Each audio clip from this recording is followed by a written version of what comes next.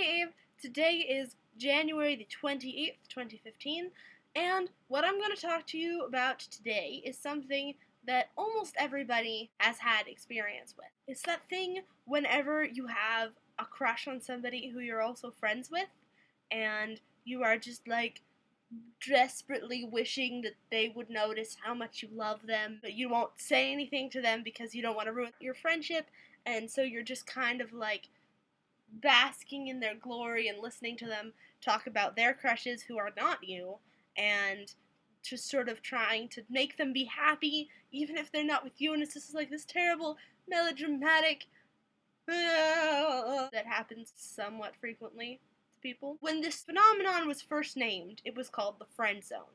That is to say, this person has said to you, "Oh, you're such a good friend." But that term has been thoroughly appropriated by nosebleed boys who use it to mean I was nice to this girl and she didn't want to have sex with me. There is clearly something wrong. To use the common analogy that girls are vending machines that you put niceness coins into until sex comes out, which is gross and misogynistic and really just awful. And so now we can't use the term friend zone to describe this desperate passion thing that happens to so many of us. And so I feel like this phenomenon needs its own name, a different name, and I would like to propose to you the Eponine Syndrome.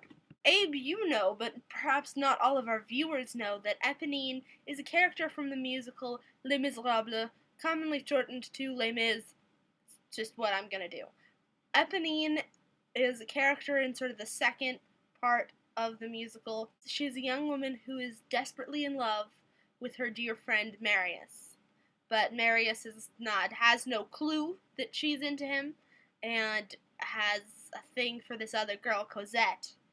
And so rather than being mean to Cosette to try to get Marius to like her or something like that, she actually introduces them properly. She carries messages between them. That role is kind of given to Gavroche in the movie, but the movie is something I'll talk about at a different time.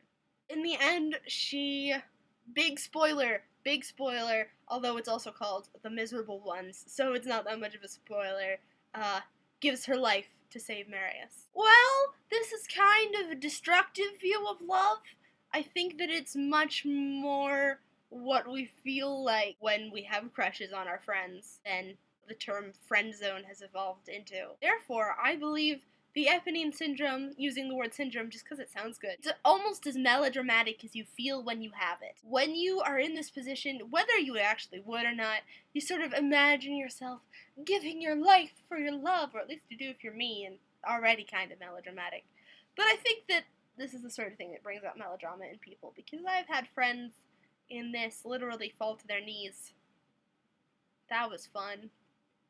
That was not fun. That was also not me, but it was not fun. I think this is a term that would do very well in popular use, particularly in the wake of the moderately recent Les Mis movie, which, even if you haven't seen it, you've now heard about it, are much more likely to have heard about it than before the movie came out, and it was just this play that, like, people saw if they spent a lot of money and happened to be in a place where it was playing. So it will not be too esoteric for people to understand, and at the same time, it will be much more accurate to that feel. Tell me in the comments if you agree, or if you have a different term, or if you think that this feeling of doesn't need a term. Talk to me. I want to talk to you. Bye.